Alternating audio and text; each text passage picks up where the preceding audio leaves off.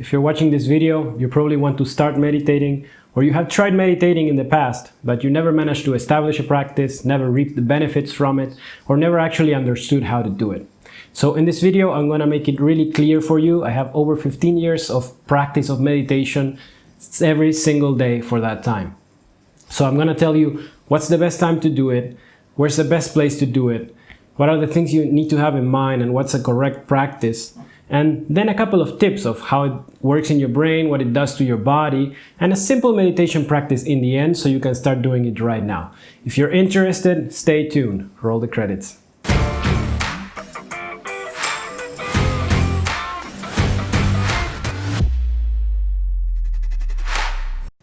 So what is meditation? Meditation is just a state of consciousness, a state of awareness. When you get into the meditative state, you get a lot of benefits, like toning your nervous system, entering a more relaxed state that balances your whole body, and also gives you the capability to improve your learning, your cognition, your overall awareness, to get more creative and inspiring ideas, and so on and so forth. It's really one of the best practices I've ever included in my life. But a lot of people have misunderstandings or problems or difficulties going into it. So today we're going to go over all of those. The best way to meditate, the best place to do it, is a place where you feel safe, comfortable, where you can sit with your spine straight. It can be on the floor, it can be on your bed, it can be on a chair. Anywhere in your house where you can sit straight will do. There doesn't need to be a special place, but it has to be a place that is quiet and where you don't have a lot of disturbances. Now, when is the best time to do it? Well, according to the scriptures and ancient yogic knowledge, the best periods to meditate are the spaces of transition from the night into the day into the night, like dawn or sunset. But let's not get complicated with those things right now, especially if you have a busy schedule. What's important is something that would work for you and your habits, and something you can sustain every day. I would say you need to tie it with something you are already doing every day. Ideally, what I like to do is to do it first thing as soon as I wake up. That way it is a non-negotiable and it comes before everything you do. You can also do it right before you go to sleep. Those are the easiest ways to attach it to another thing that happens every day. If that's not a possibility, you can also do it before you go to work, or as soon as you arrive to work, or whenever you have an opportunity that happens every day, like before lunch or anything like that. As you attach it to certain things like that, it's much easier to sustain a solid habit. So what do you actually do? Well, I'll tell you what happens in the body.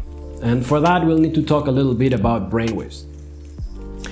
Your brain is working all the time, but it's not always working in the same mode. For instance, when you're awake watching this video, it's running on beta brainwaves. These beta brainwaves are useful for taking directions, for learning something, for going somewhere, going from point A to point B, and everything that you can do in everyday human life. In opposition, when you're sleeping and you're not even dreaming, you're in delta state. These are the slowest brainwaves. So in that state, you're not aware of your surroundings, you're blacked out, let's say, and your body is going through restoration processes and so on. These are two natural modes of functioning of your brain. There's two other brainwave types in the middle of those. One is the alpha brainwave state, which is a more relaxed state of awareness. It's when you're watching a sunset, or you're enjoying a meal, or you're just sitting down cuddling with your partner. Anything that is relaxing, that you're present in the moment, that you're not thinking how to go somewhere, or you're not remembering the past, where you're just relaxed and present, that's the alpha state. Also, the initial stages of the meditation practice are in this state. The next state, a little bit slower than that, is the theta brainwave state, and this is the state of deep meditation. This is a state of maximum neuroplasticity. This means that you get to influence your subconscious, your thought patterns. You get to reprogram your mind in this state. This is a state where you're also very, very present in the moment, and there is no need to get out of this situation to stimulate yourself in any way. You're just completely present in a deeply meditative state.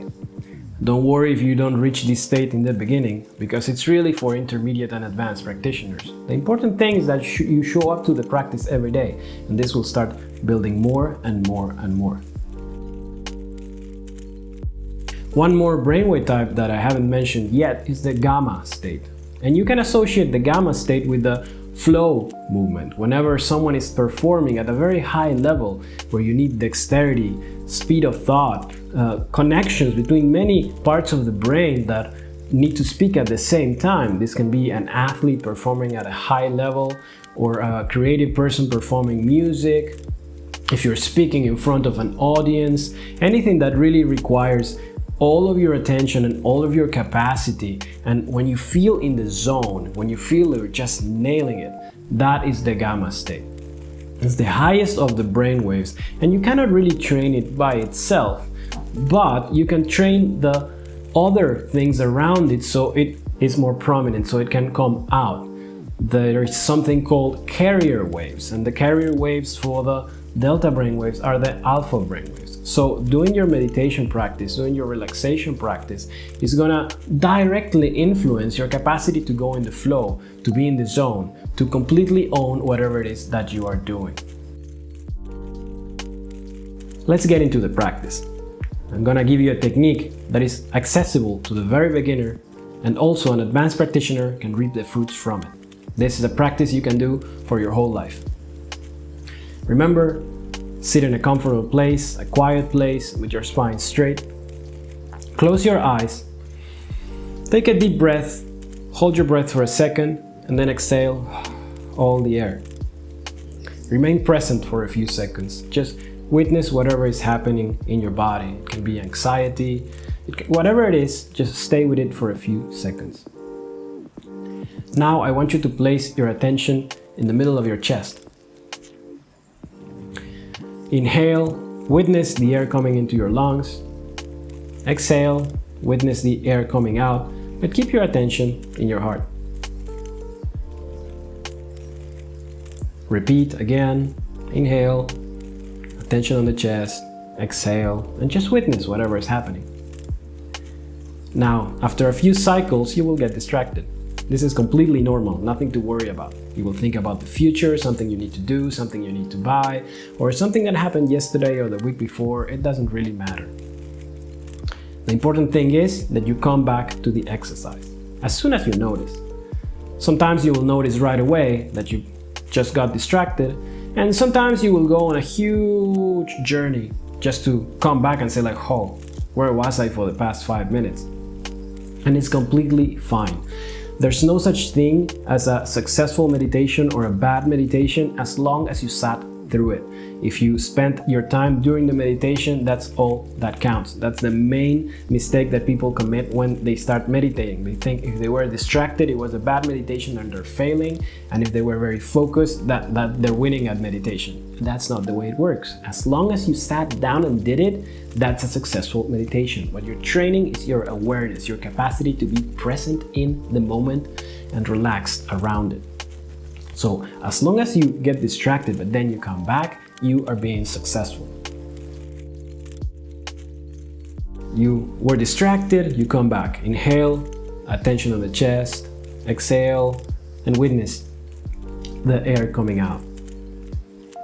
And then you manage to do it for like 2 or 3 or 4 breaths. And then you get distracted again. And you're thinking about something in the future, a project, an idea, something creative. You need to come back. I know, sometimes it's very tempting when you have something really juicy that you're thinking of, but as long as you're doing the practice, show up for the practice and come back to the exercise. Again, inhale, exhale, attention to the chest. And repeat this over and over and over again until your meditation timer goes off. You can do this for 1 minute, 5 minutes, 10 minutes, 20 minutes, 1 hour, whatever works for you. What I suggest you to do is to do it for a period of time that for you it's very easy and you can't make up any excuses to not do the practice that day. Because what builds the strength of this practice is the consistency, it's showing up every day at the same time. Doesn't matter if it's for 1 minute or 60 minutes. As long as you keep showing up, it's much better. It's much more efficient. If you meditate for 1 hour one day and then you don't meditate the next day, it doesn't work. You're gonna fizzle out eventually. So take a unit of time that is very easy for you, and believe me, your mind will always give you excuses. It will always say it's tired, busy, needs to have other things to do. What is this meditation thing? What I'm achieving with this? I'm wasting my time. Your mind will tell you anything not to do it, to resist it. And you need to stay focused and on the spot to continue with this practice. So if you're just starting, take an amount, just 1 minute, 5 minutes. That will do. Build that up for a few weeks and then we'll keep talking about it. If you're already intermediate or advanced, you can do 20 minutes, 30 minutes, an hour. So one thing I really like to do is to set a minimum amount. Let's say for me it's 20 minutes. And then if I feel like going further after that, that's also fine. In my case, it usually means I set a minimum of 20 minutes and I end up meditating for an hour. But that takes the pressure off. If I would start with saying I want to meditate for an hour, I would probably face a lot more resistance. So, to recap, find a quiet place, somewhere you can sit straight. Find a time during the day that is easy for you. Ideally, when you just wake up or before going to bed, but it can also be before going to work, before lunch, or anything like that. Just something that you do every day so you can attach it to your current routine and you don't spoil it by skipping a day or two. Focus on the technique. If you get distracted, it doesn't matter, just come back to the practice. As long as you show up, that's what counts.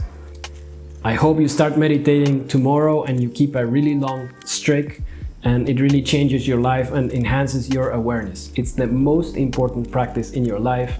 It has increased my brain power, my clarity of mind, my capacity to learn, my awareness in any given situation, my sensitivity, my intuition, my creativity. It's really an all-round practice, and it's the most important part of the yogic, the spiritual repertoire of all the techniques that are there. Meditation is the cornerstone, the centerpiece. I hope you enjoyed this video. If you have any questions or you find any difficulties, please send me your questions down below. If you like this video, if you find it useful, like the video, subscribe to the YouTube channel. I'll try to give you as much information as I can. And be sure to check out my website, www.lucianoarmani.com. Thank you for watching and see you soon.